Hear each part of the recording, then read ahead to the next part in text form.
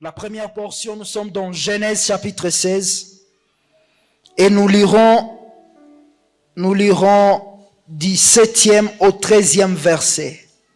Genèse chapitre 16, 17e au 13e verset, je conduis la lecture. Je disais que je conduis la lecture.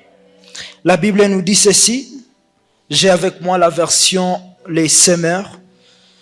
L'ange de l'Éternel la rencontra près d'une source d'eau dans le désert, celle qui se trouve sur les chemins de Shur.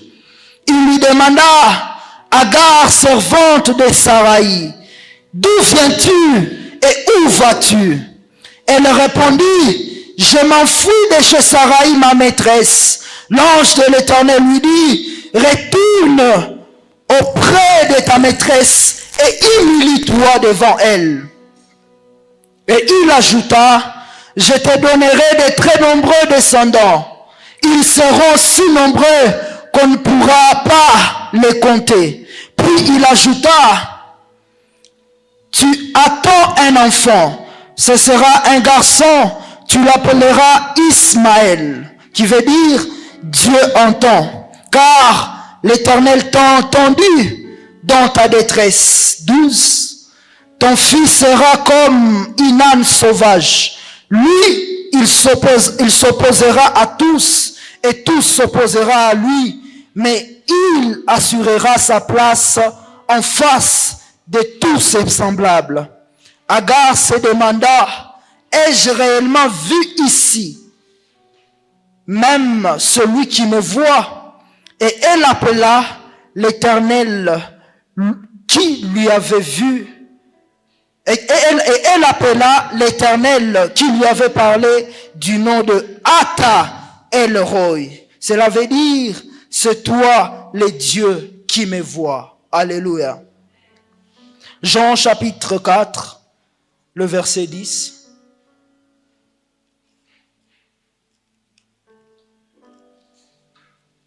Jean chapitre 4, le verset 10.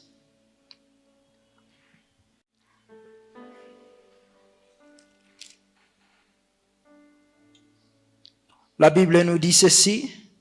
Jésus lui répondit, si tu savais quel don Dieu veut te faire, et qui est celui qui te demande à boire, c'est toi qui lui aurais demandé à boire, et il t'aurait donné de l'eau vive. Acclamons la parole du Seigneur.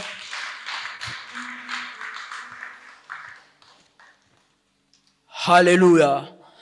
Nous rendons grâce à Dieu pour ces précieux moments qu'il vient de nous accorder dans sa présence. Lui, le maître de temps et des circonstances, il lui a plu que nous nous ensemblions pour sa cause cet après-midi. Alléluia. En second lieu, je rends mes remerciements au Père de l'Église qui a crié en nous et qui a fait de sorte que nous soyons l'instrument par lequel Dieu va nous parler cet après-midi. Je tends aussi à remercier la coordination de la jeunesse et je prie que Dieu les bénisse abondamment et qu'il les fortifie. Alléluia. Je ne commencerai pas ce message sans pour autant te remercier car tu t'es privé de beaucoup de choses pour être ici dans la présence de Dieu. Je prie aussi que Dieu te bénisse. Avant que je ne commence mon message, tu peux m'aider à saluer ton voisin. Dis-lui bienvenue dans la présence de Dieu, après quoi nous allons commencer. Fais-le avec sourire. Dis-lui bienvenue dans la présence de Dieu. Alléluia. Nous bénissons Dieu pour ces moments. Et cet après-midi, je suis porteur d'un message de consolation. Alléluia. Cet après-midi, je suis porteur d'un message de réconfort. En termes de présentation, je me nomme Jonathan Tambwe. Je suis l'un des plus jeunes serviteurs de la ville et c'est par moi que Dieu va toucher un cœur cet après-midi. Cela fait un moment que nous parlons de ces précieux thèmes Ata El-Roi. Alléluia. Ata El-Roi. Je ne sais plus si je suis le 40e orateur, mais tout ce que je sais, c'est qu'il y a bon nombre d'orateurs qui m'ont précédé et qui ont parlé sur ce thème, Ata El-Roi. En termes de définition, tous nous connaissons que Ata El-Roi veut juste dire, le Dieu qui me voit. Alléluia. Le Dieu qui me voit. Mais cet après-midi, il a plu à Dieu de me donner comme une certaine particularité par rapport à ce thème. Alléluia. Ce message ressort d'un contexte où Abraham cède à la voix de sa femme Sarai. Nous sommes en Genèse chapitre 16 où la Bible dit, Sarah dit à Abraham, va vers ma servante Agar et c'est peut-être par elle que j'aurai un fils. Alléluia. Et Abraham cède à la voix de sa femme et il va vers sa servante Agar. Mais ce qui est bizarre, c'est que après qu'Abraham va vers sa servante Agar, il commence à se passer quelque chose entre Agar et Sarai. Alléluia. La Bible dit, Sarah commença à maltraiter Agar. Pourquoi? Parce que cette fois-ci, Agar était enceinte. Mais le problème n'est pas Agar. Le problème n'est pas Sarah. Le problème c'est Abraham. Dis-moi pourquoi je vais te le révéler. Alléluia. Le problème c'est Abraham car Abraham est arrivé au niveau où il a oublié la parole de Dieu sur sa vie. Laissez-moi te dire cet après-midi qu'à chaque fois que tu oublieras la parole de Dieu sur ta vie, tu céderas à la voix des circonstances et à la voix des hommes tout autour de toi. Dans Genèse chapitre 15, je vois Abraham se plaindre. Il dit à Dieu, voici, je suis déjà vieux et je suis au point d'aller me coucher auprès de mes pères. Je regrette que je n'ai pas un fils. Et c'est Eliezer de Damas, mon étendant, qui sera mon héritier. Dieu lui dit à Abraham, non, Eliezer ne sera pas ton héritier. Je te donnerai un fils. Alléluia. De tes entrailles ressortira un fils et tu l'appelleras Isaac. Mais ce qui est bizarre, c'est que au chapitre 16, Sarah parle à Abraham et lui dit, va vers ma servante. Et Abraham céda. À chaque fois que tu oublieras la parole de Dieu sur ta vie, à chaque fois que tu oublieras la prophétie sur ta vie, tu céderas à la voix des circonstances et à la voix des hommes tout autour de toi. Voilà pourquoi un jour Dieu s'élève et il parle à Habakkuk. Il dit, la Bible dit, l'Éternel parle à Habakkuk et lui dit, voici ces messages, écris-les. Alléluia. Grave ces messages sur des tablettes. Pourquoi? Afin qu'on les lise couramment.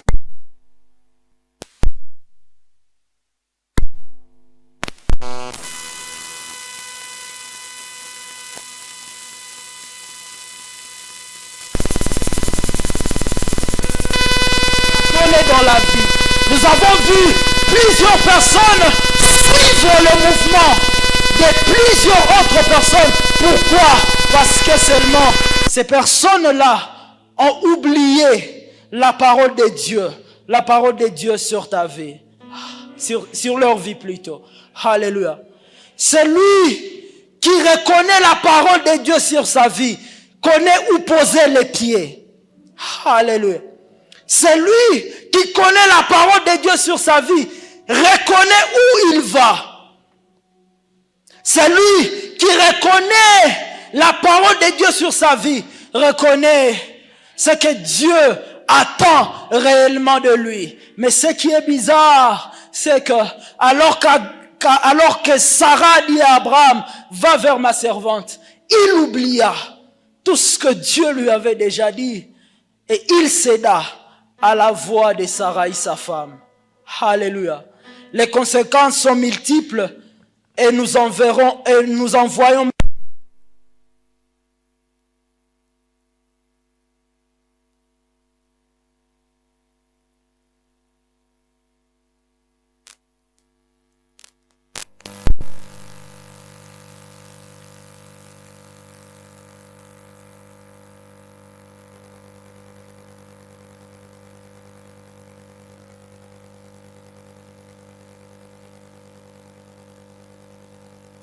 sa maîtresse. Alors que Sarai maltraite Agar, Agar décide de fuir. Et ce qui est bizarre, c'est les lieux où Agar se décide de fuir. Alléluia. Ma Bible me dit qu'Agar se décida de fuir dans le désert. Mais ce qui me choque, c'est que le désert dans la Bible, ce n'est pas un lieu de paix. Alléluia. Le désert dans la Bible, c'est un lieu de la désolation. C'est un lieu de manque. C'est un lieu de sécheresse. Mais c'est là qu'Agar se décide de fuir sa maîtresse. Alléluia. Ce que j'aime, c'est que pour cette fois, le désert n'était plus désert pour Agar. Alléluia. Vous savez qu'est-ce qui a changé la lourdeur du désert pour Agar? C'est parce que là, dans le désert, Dieu lui est apparu. Alléluia. Alors qu'elle était dans le désert, ma Bible me dit, l'ange de l'Éternel lui est apparu. Et pour cette fois, l'ange de l'Éternel vint avec un message de paix, un message de réconfort, un message de consolation pour Agar qui passait par des moments pénibles, qui passait par des moments difficiles. Alléluia. Ce soir, je ne sais pas par quelle forme de désert tu es en train de passer. Ce soir, je ne sais pas par quelle forme de tourment tu es en train de passer. Mais tout ce que je te dis, c'est que ce soir, Dieu te vient avec une parole de consolation. Ce soir, Dieu m'a chargé d'une parole de consolation et de réconfort à un cœur. Alléluia. Amen, amen. L'ange de l'Éternel dit à Agar, pourquoi tu quittes le toit de ta maîtresse? Pourquoi tu fuis loin de ta maîtresse? Rentre auprès de ta maîtresse. Humilie-toi. Il lui dit, au-delà de cela, je vois que tu es enceinte et tu portes en toi un fils. Il lui donne le nom du fils et lui donne comme un message sur la destinée du fils qui sera en train de venir. Alléluia. Il lui dit, ce fils luttera jour après jour avec ses frères. Amen, amen. Il luttera tout le jour avec ses frères. Mais toi, rentre auprès de ta servante. Agar, qu'est-ce qu'elle fait? La Bible dit, elle l'appela. Alléluia. C'est Agar qui a donné à l'Éternel ce nom. La Bible dit, elle l'appela l'Éternel Ata El Roi. Car elle dit, Dieu m'a vu en ces lieux. Alléluia. Agar dit, alors que j'ai passé par des moments difficiles, alors que j'ai passé par des moments de crainte, alors que j'ai passé par des moments d'incertitude, Dieu me voyait. Ce soir, j'aimerais dire à quelqu'un que la manifestation de Dieu dans ta vie déterminera la révélation que tu auras de lui. Je disais à quelqu'un que la manifestation de Dieu dans ta vie déterminera à toujours la révélation de Dieu. La révélation de Dieu dans ta vie. Ce soir, nous pouvons dire Ata El Roi, mais cela a commencé avec Agar qui passait par des moments difficiles. Ce soir, nous pouvons appeler Dieu Jéhovah Jireh, le Dieu qui pourvoit, car un jour, Abraham, à la montagne de Morija, il a vu Dieu pourvoir. Alléluia. Ma prière est que Dieu se révèle dans ta vie, afin que tu lui donnes un nom. Alléluia. Ma prière est que Dieu se révèle à toi, afin que tu lui donnes un nom. Tu as assez longtemps marché avec les révélations que d'autres personnes ont reçues de Dieu. Mais j'ai prié pour toi ce soir, que Dieu se révèle à toi, afin que tu reçoives une révélation particulière de qui il est dans ta vie. Alléluia.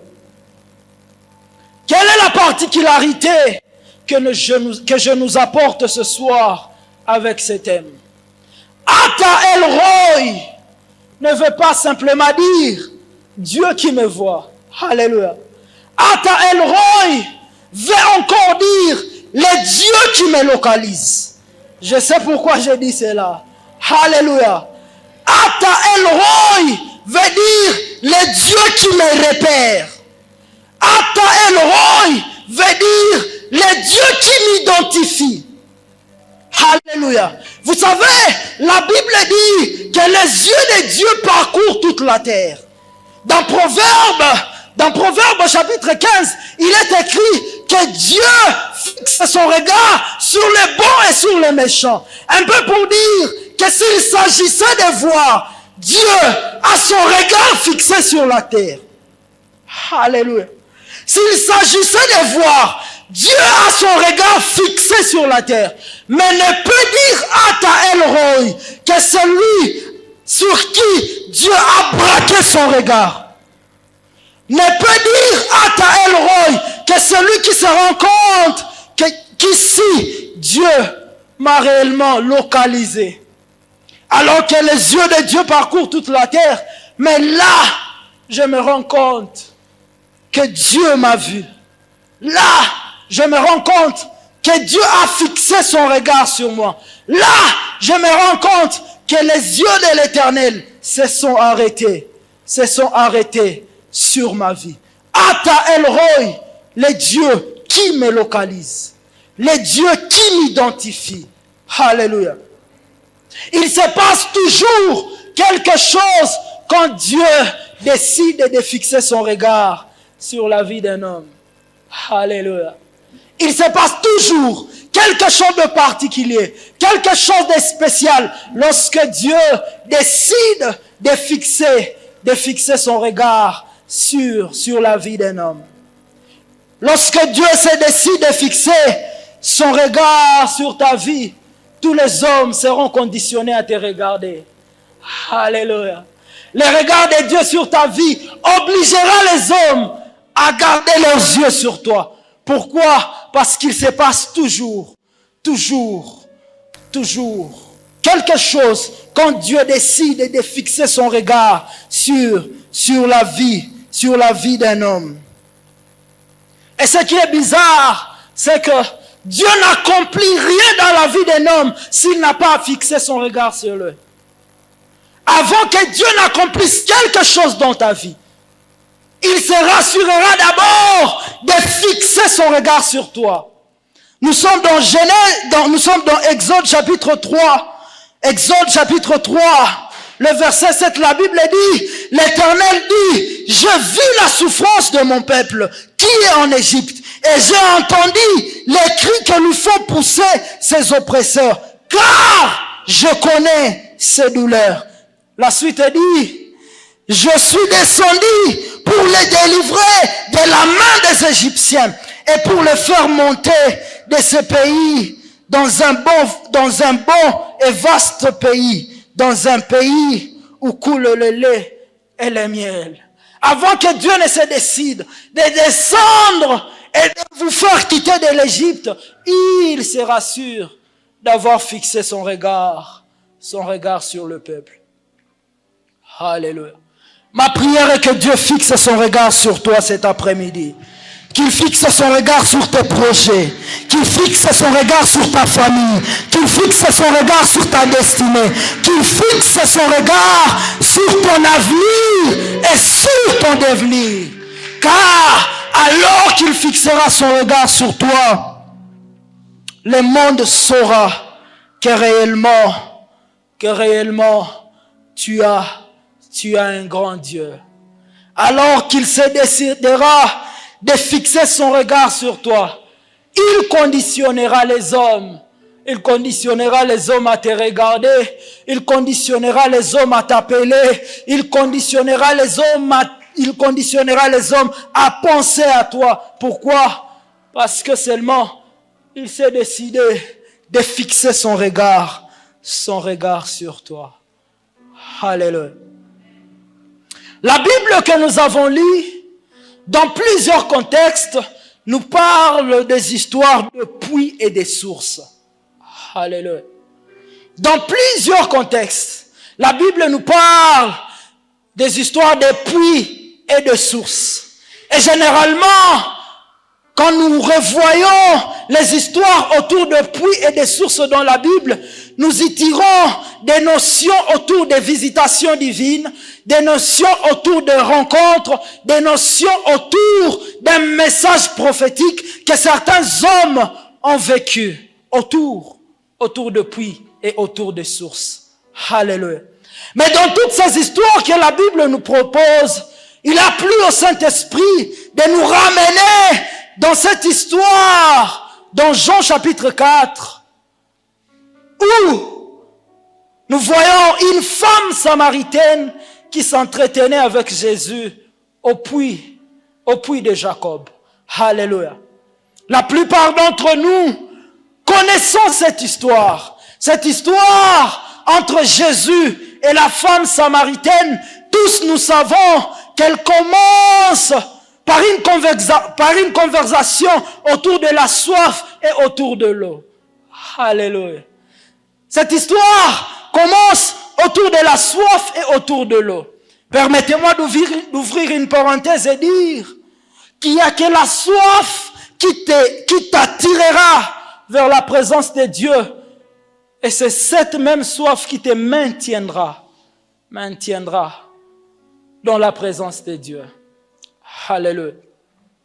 Si cette femme est parvenue à tenir au devant de Jésus et continuer à parler avec lui le plus longtemps possible, c'est parce que leur conversation a débuté autour de la soif et autour de l'eau. Ésaïe va encore un peu plus loin. Il dit, vous tous qui avez soif, venez aux eaux. Venez même sans argent, venez vous payer à boire et à manger. La question que je me pose, celui qui n'a pas d'argent, comment il va se payer à boire et à manger? Ésaïe me dit, dans la présence de Dieu, la soif est la valeur monétaire avec laquelle nous nous échangeons des choses. Alléluia. Tu veux puiser ton miracle ici dans la présence de Dieu. Tout ce que Dieu te demande cet après-midi, viens avec soif. Alléluia. Tu veux vivre une bénédiction de Dieu sur ta vie et sur ta famille. Tout ce que Dieu te demande cet après-midi, c'est que tu viennes avec soif. Car ta soif dans la présence de Dieu détermine les choses avec lesquelles tu sortiras de la présence de Dieu. Alléluia. Amen, amen. Tous, nous n'obtenons pas les mêmes choses dans la présence de Dieu. Pourquoi? Parce que seulement, nous ne venons pas avec la même soif. Alléluia. Il y a ceux-là pour qui un simple gobelet d'eau peut étancher leur soif. Il y a d'autres, pour que leur soif soit étanchée, il leur faut des citernes et des citernes d'eau. Amen, amen. Ne veux pas que je prie comme toi alors que nous n'avons pas la même soif. Ne cherche pas à ce que je cherche Dieu comme toi alors que nous n'avons pas la même soif. La soif, elle est cette force qui t'attire vers la présence de Dieu. Elle est aussi cette force qui te maintient dans la présence de Dieu. Je peux fermer ma parenthèse. Alléluia. Christ et la femme samaritaine commencent à parler. Alléluia. Et ce qui est bizarre, c'est que le donateur se fait passer pour celui qui demande. C'est ce qui me choque dans cette histoire. Celui qui est censé donner, c'est bien lui qui se fait passer pour celui qui demande. La Bible dit que Christ dit à la femme samaritaine, puis-je trouver l'eau à boire? Alléluia. La femme samaritaine dit à Christ, c'est impossible que les Samaritains et les Juifs s'interchangent de choses. Comment peux-tu me demander de l'eau à boire, toi qui es juif? Alléluia. Alors que Jésus a tendu la main, et et que la femme réagit de la sorte, il comprend que réellement, cette femme ne connaissait pas avec qui elle avait affaire. Alléluia. Et c'est là que Jésus lui dit, si tu connaissais les dons que Dieu t'a fait, ça c'est lui second qui l'a dit. Alléluia. Jésus dit à la femme samaritaine, si tu connaissais les dons que Dieu t'a fait, c'est toi qui aurais dû demander de l'eau. Le semeur de là où nous avons lu, lui dit, si tu connaissais les dons que Dieu veut te donner, tu aurais dû toi-même demander de l'eau. Qu'est-ce que Jésus cherche à expliquer à cette femme?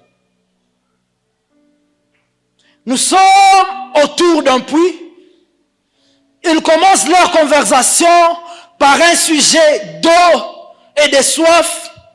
Et ici, Jésus cherche à montrer à la femme samaritaine, elle qui possédait déjà de l'eau, que c'est bien elle qui aurait dû commencer à demander quelque chose à Jésus. Alléluia. Dans la Bible, l'eau est l'image de la vie. Dans Jean chapitre 7, le verset 38 et 39, la Bible dit, les derniers jours de la fête, Jésus sortit et il cria, si quelqu'un a soif, qu'il vienne. Et alors qu'il viendra, le fleuve d'eau vive couleront de son sein. Alléluia. Et il lui dit, si quelqu'un a soif, qu'il vienne. Et alors qu'il s'approchera de moi, le fleuve d'eau vive couleront de son sein. Ici, dans un contexte d'eau, de pluie et de la soif, Jésus dit à la femme, crois que tu possèdes déjà de l'eau, retiens que tu n'as pas tout ce qu'il te faut. Alléluia. Ainsi, tu aurais dû savoir que ce que tu possèdes ne répond pas à tes besoins. C'est toi qui aurais dû tendre la main bien avant. Et c'est là qu'il lui dit, le don de Dieu pour toi est déjà disponible. Le mal, c'est que tu ne connaissais pas. Le mal, c'est que tu ne connais pas que le don de Dieu est déjà disponible pour toi. Car si tu aurais su, tu aurais demandé et je t'aurais donné l'eau de la vie. Alléluia. Vous savez, le plus grand problème des chrétiens, c'est que nous parvenons à oublier les dons que nous avons reçus. Alléluia. Le plus grand problème de plusieurs chrétiens, c'est que nous parvenons à oublier les dons que nous avons reçus. Et le mal, c'est que nous nous concentrons beaucoup plus à ce qui nous dérange. Nous nous concentrons plus à ce qui perturbe notre foi. Nous nous concentrons plus à ce que nous manquons, oubliant les dons que nous avons reçus. Alléluia. Christ dit à cette femme, si tu connaissais les dons que Dieu t'a fait. Pour moi et toi, les dons que Dieu nous a fait, c'est Christ. Et rien que l'avoir dans nos vies, c'est avoir tous ces dons nous pouvons avoir besoin. Alléluia. Mais ce qui me choque, c'est que ce qui perturbe ta foi, ce qui te dérange, c'est quand tu te concentres beaucoup plus à ce que tu manques. Alléluia. C'est quand tu te concentres beaucoup plus à ces prières qui ne sont pas encore exaucées jusqu'ici. C'est quand tu te concentres beaucoup plus à cette prophétie qui ne s'est pas encore accomplie dans ta vie. J'aimerais dire à un disciple ici, aussi longtemps que Jésus est dans la barque, peu importe le vent, peu importe la tempête, ne chancelle point. Pourquoi? Parce que Christ est avec toi dans la barque. Alléluia. J'aimerais dire à un enfant de Dieu cet après-midi, peu importe la situation que tu traverses, peu importe ce qui te fait couler les larmes, peu importe ce qui cherche à perturber ta voix, tu as les dons de Dieu en toi. Alléluia. Tu as les dons, tu as les dons, tu as les dons, tu as les dons de Dieu en toi. Ésaïe dit, l'Éternel est ma lumière et mon salut. De qui aurais-je peur? Alléluia. Si seulement l'Éternel est ma lumière, peu importe qu'il y ait du ténèbre sur ma voie, peu importe que je ne vois pas là où je vais, peu importe que mon avenir est incertain, peu importe que je me pose des questions sur mon avenir et sur mon devenir, parce que seulement l'Éternel est ma lumière et mon salut, de quoi aurais-je peur? De quoi aurais-je peur? Alléluia. Il dit, si seulement je reconnais les dons de Dieu dans ma vie, si seulement je reconnais la grâce de Dieu dans ma vie, la grâce de Dieu dans ma vie, de quoi aurais-je peur? Les dons de Dieu, tu l'as, et c'est le plus important. Alléluia. Les dons de Dieu dans ta vie est tout ce qui compte. Alléluia. Car les dons de Dieu dans ta vie a cette possibilité de rendre matériel ce que tu veux que ça soit matériel. Les dons de Dieu dans ta vie a cette possibilité d'être la réponse aux questions que tu te poses. Les dons de Dieu dans ta vie a cette possibilité d'être la consolation à ces choses qui te font pleurer et qui te font couler les larmes. Alléluia. Aide-moi à dire à ton voisin, les dons de Dieu, c'est tout ce qui compte. Les dons de Dieu, c'est tout ce qui compte. Alléluia. Amen, amen. Ce soir, décide-toi de fermer les yeux sur ce qui te dérange. Ce soir, décide-toi de fermer les yeux sur ce qui perturbe tes nuits. J'entends quelqu'un dire, je ne pensais pas que cette année prendrait cette allure. J'entends quelqu'un dire que cette année, je l'avais nommée une année de victoire. J'entends quelqu'un dire que cette année, je l'appelais l'année de visitation, l'année d'accomplissement de promesses dans ta vie. Mais ce qui est bizarre, depuis que l'année a commencé, jusqu'à ce jour, je ne fais que pleurer. Ce soir, j'aimerais te dire que seuls les dons de Dieu comptent dans ta vie. Alléluia. Oui, tu as pleuré. Oui, tu t'es lamenté. Oui, tu es passé par des saisons de manque et d'incertitude. Mais ce soir, le Seigneur me dit de te dire que seuls les dons de Dieu comptent dans ta vie. Alléluia. Je finis mon message par ceci. Alors que nous parlons d'Ata El Roi et que nous disons Ata El Roi, c'est le Dieu qui me localise. C'est le Dieu qui fixe son regard sur moi. J'entends quelqu'un dans l'assemblée me poser la question de savoir comment faire pour attirer le regard de Dieu sur moi. Alléluia. Si Ata El Roi, c'est le Dieu qui se décide de fixer son regard sur moi. Si Ata El Roi, c'est le Dieu qui se décide de m'identifier. Si Ata El Roi, c'est le Dieu qui se décide de me repérer. Que faire pour attirer les regards de Dieu sur moi? Alléluia. Ce soir, j'aimerais dire à quelqu'un, s'il y a plusieurs choses qui te permettront à attirer les regards de Dieu vers toi, moi je te donnerai une seule et je sais que ça te fera beaucoup de bien. Alléluia. Je suis dans Luc chapitre 19, une histoire que nous connaissons tous. Ma Bible me dit, un jour, Jésus entre à Jéricho. Alléluia.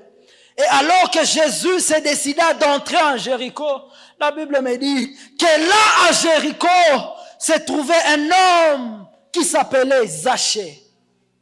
Et le plus grand désir de Zachée, c'était tout simplement de voir Jésus. Alléluia. La Bible précise que le plus grand désir de Zachée était de voir Jésus. Et il se décida de monter comme sur un sycomore. Et il se disait, ici, je parviendrai à le voir. Mais ce qui me choque, c'est que, alors que Zachée s'est décidé de monter sur le sycomore pour chercher à voir Jésus, c'est plutôt Jésus qui lui a vu.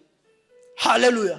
Ce soir, j'aimerais dire à quelqu'un, à chaque fois que tu désireras que Dieu fixe son regard sur toi, toi d'abord, fixe ton regard sur Dieu. Alléluia. À chaque fois que tu désireras que Dieu s'arrête sur toi,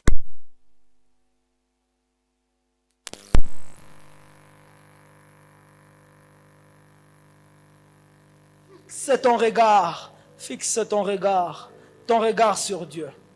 Alors que tu te décideras d'oublier tout ce qui te dérange, alors que tu te décideras de mettre de côté tout ce qui te perturbe et fixer ton regard sur Dieu, là, tu attireras son regard.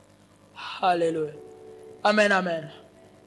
Dans la Bible, nous voyons 3 cas de figure pour ce qui concerne les regards. Alléluia. Et le premier cas de figure, c'est le cas d'Abraham. Alléluia.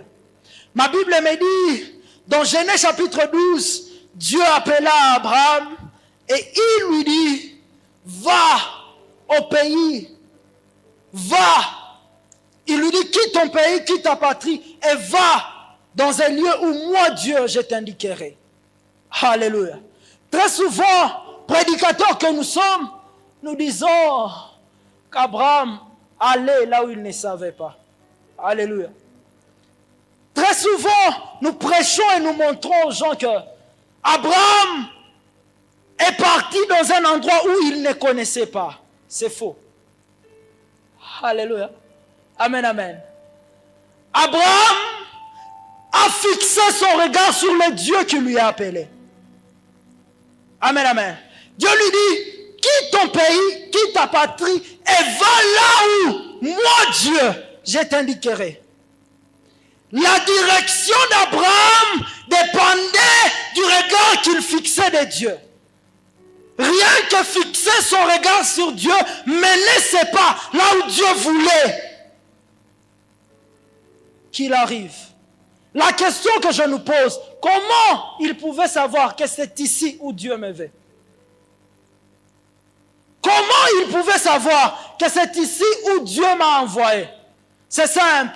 Il connaissait là où il allait. Pourquoi? Parce que il avait un regard fixé, un regard fixé sur Dieu. Un homme de Dieu disait, on avance du côté où l'on fixe le regard, toujours. Nous avançons toujours du côté où nous avons notre regard fixé. Que ce soit en bon ou en mal. Partout où tu as ton regard fixé, c'est là que tu mèneras. C'est là que tu mèneras tes pas. Abraham, le cas de figure d'une personne qui a un regard fixé sur Dieu. Et alors qu'Abraham avait le regard fixé sur Dieu, ce n'est pas que tout était rose dans sa vie. Il est passé par des moments de manque. Il est passé par des moments d'incertitude. Il est passé par des moments de pleurs. Mais en toutes circonstances, Abraham n'a pas arrêté à fixer son regard sur Dieu. Peu importe les saisons de sa vie, peu importe les pleurs, peu importe la saison de joie, peu importe la stérilité, Abraham avait toujours son regard fixé sur Dieu. Ne peut avoir un regard fixé continuellement sur Dieu que quelqu'un qui a la foi en Dieu. Alléluia. Ne peut avoir un regard continuellement fixé sur Dieu que quelqu'un qui a la foi, qui a la foi en Dieu. Et nous sommes dans une génération où nous confondons la foi et la motivation. Alléluia. Amen, amen. Vous savez, nous sommes dans une génération où nous allons à l'église avec nos pleurs. Nous allons à l'église avec nos soucis. Et quand les prédicateurs prêchent, il fait comme nous motiver. Alléluia. Il nous dit, Dieu change, Dieu fait ceci, Dieu fait ceci. Et dans la présence de Dieu, tu crois fermement dans ton cœur que Dieu est capable de faire dans ta vie. Alléluia. Mais ce qui est bizarre, c'est qu'au sorti de la présence de Dieu, quand tu rentres à la maison et que tu fais face à ta situation, tu oublies que dans la présence de Dieu, tu as cru que Dieu est capable de changer ton histoire. Et là, automatiquement, tu perds la foi. Nous confondons la foi et la motivation. La foi n'est pas un effort à fournir. Alléluia. Dans Hébreux chapitre 6, le verset 11, la Bible dit, c'est par la foi. Alléluia. C'est par la foi que Sarah est parvenue à enfanter. Et c'est parce qu'elle est parvenue à reposer sa foi sur le Dieu qui lui a donné la promesse et les capacités de Dieu à accomplir sa promesse. Un peu pour dire que celui qui a la foi, sa foi ne repose pas sur une motivation interne. Bon, Dieu va faire. Je crois que Dieu va faire. Alléluia. Le langage où on te dit, bitakoua bien, c'est pas la foi, c'est une motivation. Alléluia. Tu exposes ton cas à un frère et il te dit, bitakoua bien, bitakoua bien. Il te motive, mais il ne solidifie pas ta foi. La foi, c'est ce message qui te ramène à fixer ton regard sur les capacités de Dieu d'agir. La foi, c'est ce message qui te ramène à comprendre que le Dieu qui m'a donné la promesse, il est celui qui parviendra à accomplir la promesse. Car il n'est pas un homme pour mentir, ni un fils d'homme pour se repentir. Ce qu'il a dit, il finira par l'accomplir. Le regard fixé sur Dieu, c'est un regard marqué par la foi. Le deuxième cas de figure que nous avons dans la Bible autour du regard, c'est le regard de Lot. Alléluia. Vous savez, Lot n'a pas été appelé par Dieu. C'est Abraham qui a été appelé par Dieu. Lot est le suiveur d'un appelé. Alléluia. Lot s'est donné à marcher derrière quelqu'un qui a été appelé, quoique lui, il n'a pas été appelé par Dieu. Et son regard était fixé sur un homme. Alléluia. Son regard était fixé sur la facilité. Vous remarquerez, arrivé à un moment où Abraham dit à Lot, il est point que nous nous séparons. Si tu vas à gauche, moi j'irai à droite. Si tu prends la droite, moi j'irai à gauche. La Bible dit, Lot éleva ses yeux et il regarda comme de la verdure du côté de Sodome. Et il s'est dit, c'est là que moi j'irai. Lot est l'image de ces personnes qui fixent leur regard sur tout ce qui est facilité. Alléluia. Et nous avons ces pareilles personnes dans l'église. Ces personnes qui ont leur regard fixé sur des choses faciles. Alléluia. Oubliant que leur regard doit continuellement être fixé sur Dieu. L'autre est ces cas de figure des personnes qui ont continuellement le regard fixé sur ce qui est de la facilité. Alléluia. Et nous connaissons qu'est-ce qu'a été la finalité de Lot dans la Bible.